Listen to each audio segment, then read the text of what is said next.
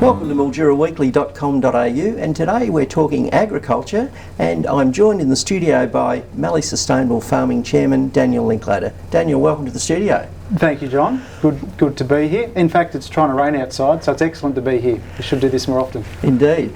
Now, for those who don't know about MSF, just tell us what your organisation does.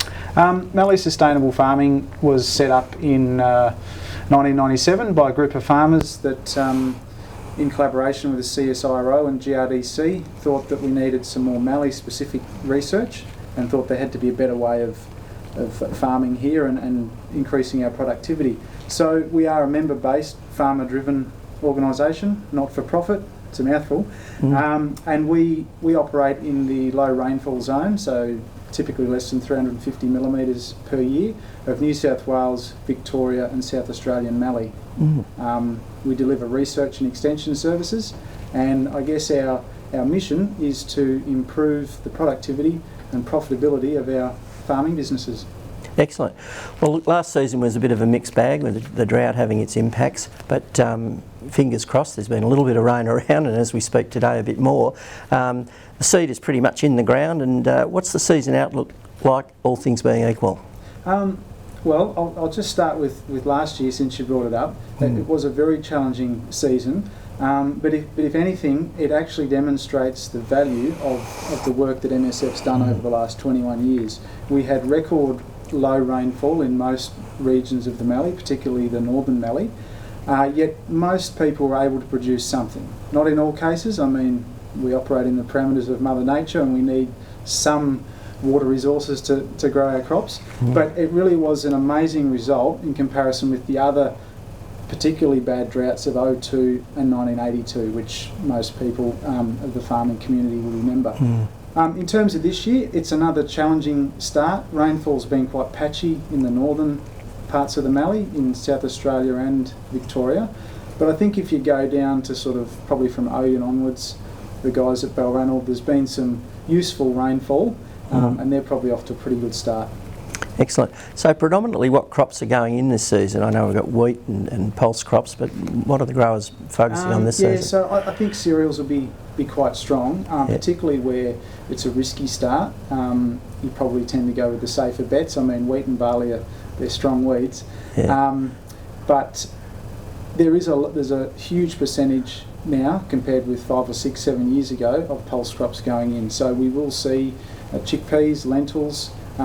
Export hay is increasingly grown up here, but I think just because of the late break, particularly in the northern parts of the Mallee, there'll be less legume grain than previous years because it's just getting a bit late to get them off to a good start. And are you confident that prices will be strong? Well, as confident as you can ever be. I mean, the geopolitical issues around the globe tend to promote a bit of volatility with all commodity pricing. But look, certainly from a domestic perspective, we're seeing reasonably strong cereal prices for new crop. I think I was looking at wheat and barley last week, about $300 on farm for wheat, about $250 for barley. Look, in the 10 or 12 years I've been back on the farm, it's only a handful of years we'd be getting more than $300 in our pocket for wheat. So that's quite good. On the pulse front, chickpeas are probably at the bottom of their average price cycle.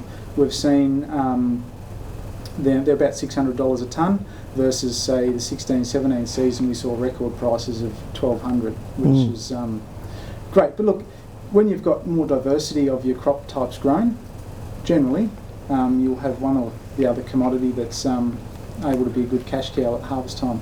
Yeah, and of course some growers, probably the season before last, sort of held their grain back and were able to benefit from higher prices. I guess that strategy comes into play as well. Yeah, look, if that's an option, it proved to be a very good strategy. And again, I suppose, just reflecting on a personal example, in the 2016 season, that was an opportunity. You could sell legume grains at very high prices, store your cereals because they were at very low prices, and then pick up that gain over the next 2 seasons as the domestic supply really tightened up. Yeah, and of course the Indians I think it was last season, had those incredibly high tariffs that they placed, and they kept increasing them, but I'm not sure what was driving that, but I think that's eased off, hasn't it? Or in fact, the growers from Australia found other markets. Yeah, so the traders did some good work in trying to increase their sales into Pakistan, Bangladesh and other destination countries. But look, I mean, ultimately it's beyond any of our control. But I noticed that India, they have concluded their elections finally, so the largest democratic process on earth, I'm told. So look, whether that will lead to some downward pressure on or reduction in tariffs, that would be great. But I think the main fundamental there is really their own weather conditions. So if they have a poor monsoon later this year, they're going to need to import pulses. Yeah, and just finally, are there any sort of specific areas that Mallee Sustainable Farming will be focusing on this year with their work? Well, there's a lot of interesting projects underway. Quite a large one that the first of the trials are commencing this year is what we call the Mallee Seeps project, and that's I think that's a great example of MSF's work, because we're looking at an environmental sort of issue like land degradation, but also it's a production issue. So by that's an investment from the National Landcare Partnership, and with a lot of collaborators, including CSIRO and various universities and MSF. That's going to bring some really good rewards to the environment and our farming system.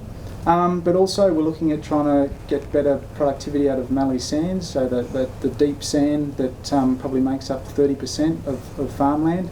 More work on legumes, so we're looking at time of sowing, we're looking at disease management, nutrition packages, better varieties.